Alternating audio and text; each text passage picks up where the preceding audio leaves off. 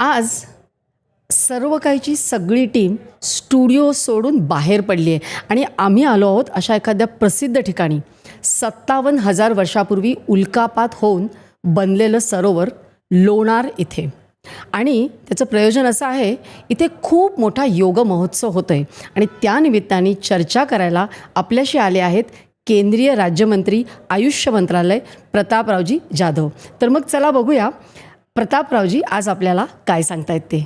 नमस्कार प्रतापरावजी, तुमचं सर्व काहीमध्ये खूप खूप स्वागत आहे. धन्यवाद.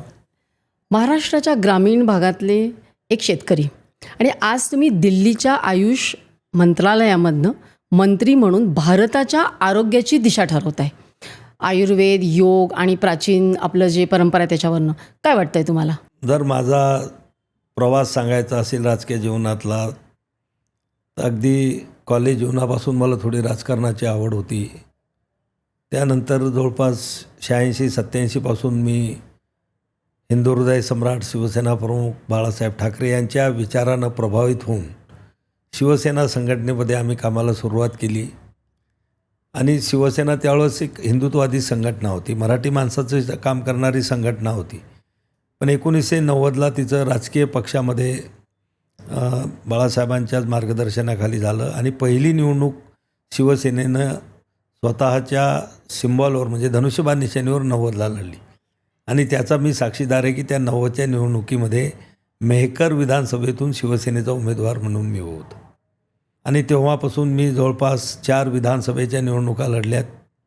मध्यंतरी एक जिल्हा परिषदची बी निवडणूक शिवसेनाच्याच धनुष्यबाण निशाणीवर लढली आणि त्याच्यानंतर 4 लोकसभेच्या निवडणुका. तर या सगळ्या ह्याच्यामध्ये मेहकर विधानसभा मतदारसंघ असेल, बुलढाणा लोकसभा मतदारसंघ असेल, इथल्या जनतेने मला भरभरून प्रेम दिलं, भरभरून मतरूपी आशीर्वाद दिलेत. आणि त्यामुळं मी सातत्यानं या मतदारसंघातून विजयी होत गेलो. मला राज्यामध्ये सुद्धा मंत्री म्हणून काम करण्याची संधी आदरणीय बाळासाहेबांनी दिली होती. त्यावेळेस मी स्पोर्ट आणि इरिगेशन म्हणजे पाटबंधारे आणि क्रीडा या खात्याचा मी राज्यमंत्री होतो. जवळपास 2.5-3 वर्ष मी त्याच्यावर काम केलं. केंद्रामध्ये गेल्यानंतरही आमचे मुख्य नेते आदरणीय एकनाथराव शिंदे साहेबांनी मला तिथं मंत्री बनण्याची संधी दिली. आणि आदरणीय पंतप्रधान आपले नरेंद्र मोदी साहेबांनी आरोग्य आणि आयुष यासारखी अगदी समाजातल्या शेवटच्या घटकाची सेवा करणारं असं डिपार्टमेंट ज्याला म्हणू विभाग, तो मला आरोग्य विभागाचा मंत्री आणि आयुष मंत्रालयाचा मंत्री म्हणून माझ्याकडे कारभार दिला. आणि मागच्या जवळपास 2.5-2 वर्षामध्ये अतिशय चांगल्या प्रकारचं काम मोदीजींची जी इच्छा होती किंवा त्यांचं जे आयुष विशेष करून या मंत्रालयावर विशेष प्रेम आहे त्याचा प्रचार आणि प्रसार करण्याचं कामसुद्धा मी अतिशय चांगल्या पद्धतीनं करण्याचा प्रयत्न केला. कारण की पूर्वी आपल्या देशामध्ये आयुष मंत्रालयच नव्हतं. नरेंद्र मोदीजी 2014ला पंतप्रधान झाल्यानंतर त्यांनी पहिलं काम कोणतं केलं असेल तर केंद्र सरकारमध्ये आयुष मंत्रालयाची स्थापना केली. आणि या आयुष मंत्रालय म्हणजे जे आपल्या सगळ्या पारंपरिक उपचार पद्धती आहे, आयुर्वेद असेल, योग असेल, नॅचरोपॅथी असेल, त्या ठिकाणी सिद्धा असेल, होमिओपॅथी असेल, युनानी असेल, या सगळ्याचा प्रचार आणि प्रसार व्हावा म्हणून त्यांनी या मंत्रालयाची स्थापना केली. आणि गेल्या 12 वर्षामध्ये भरपूर काम या मंत्रालयाने केलं. आणि या 2 वर्षातही मी त्याला खूप पुढं नेण्याचं अगदी आदरणीय नरेंद्र मोदी साहेबांची जी संकल्पना होती की आपला जो आयुर्वेद आहे, आपलं जे योग आहे, आपली ज्या पारंपरिक उपचार पद्धती आहेत त्या फक्त भारतापुरत्याच मर्यादित न राहता त्या जगामध्ये सुद्धा त्याचा प्रचार प्रसार व्हावा. आणि त्या पद्धतीनं आम्ही भारतभर प्रचार प्रसार तर करतो, जगामध्ये सुद्धा आम्ही त्या ठिकाणी याचा प्रचार आणि प्रसार या 2 वर्षामध्ये सुद्धा मोठ्या प्रमाणामध्ये झालेला आहे. त्यामुळं आता हे सगळे काम आम्ही त्या ठिकाणी आयुष मंत्रालयाच्या माध्यमातून आम्ही करतो. सर, आत्ता आपण इकडे लोणार या ठिकाणी आहोत आणि एक खूप मोठा योग महोत्सव होत आहे. तर यावर्षी तुम्ही कोणता विक्रम करणार आहात? आणि म्हणजे आयुषतर्फे जेव्हा आपण घेतलेलं आहे माननीय पंतप्रधानांच्या हाताखाली, तर त्याच्यामध्ये केवळ एक जीवनशैली बदलण्याचं आहे की भारत ही एक जगासाठी आरोग्य चळवळ उभारणं हे आहे?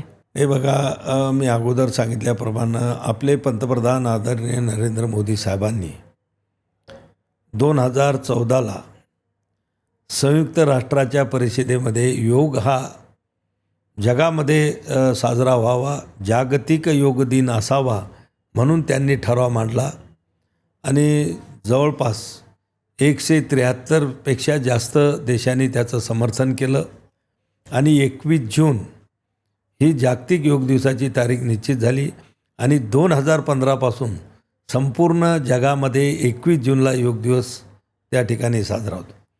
आता जवळपास हा 12वा योग दिवस आपण येणाऱ्या 21 जूनला साजरा करणार आहोत. 11 याच्या अगोदर झालेत, मोठमोठे इव्हेंट झाले. मागच्या 11व्या योग दिनी म्हणजे जागतिक योग दिनी भारतामध्ये जवळपास 30 करोड लोकांनी एका वेळेस योगा अभ्यास केला आणि योग आपल्या संपूर्ण भारतामध्ये केला. अगदी शेतमजूर, शेतकरी, कामगार, ऑफिसेस आणि सर्वसामान्य लोक, महिला, माता भगिनी, विद्यार्थी हे सगळे त्याच्यामध्ये मोठ्या प्रमाणात सहभागी झाले. गिनीज बुक ऑफ वर्ल्डमध्ये सुद्धा रेकॉर्ड झालं की जो विशाखापट्टणमला नरेंद्र मोदीजींच्या उपस्थितीमध्ये योग दिवस साजरा झाला होता आंध्रामध्ये, त्यामध्ये 3.25 लाखापेक्षा लोकांनी एकाच वेळेस त्यांच्यासोबत योगा एका ठिकाणावर केलेला आहे. म्हणजे असे अनेक जागतिक रेकॉर्डसुद्धा आपण करतो. यावेळेससुद्धा लोणारला आपण जो कार्यक्रम घेत आहोत तो जो आमचा मुख्य योग दिवस असतो 21 जून, त्याच्या 100 दिवस अगोदर काउंटडाऊन कार्यक्रम आमचा सुरू होतो. हो, म्हणजे 100 दिवस अगोदरपासून योगाचा प्रचार प्रसार वेगवेगळ्या माध्यमातून या 100 दिवसामध्ये देशातल्या वेगवेगळ्या 100 शहरामध्ये हे योगाचे इव्हेंट चालू राहतील. झाले. ही क्लिप जर तुम्हाला आवडली असेल तर संपूर्ण पॉडकास्ट बघण्यासाठी सर्व काहीच्या पॉडकास्ट चॅनलला जरूर भेट द्या. आणि हो, सर्व काहीच्या क्लिप्स चॅनलला सबस्क्राईब करायला विसरू नका.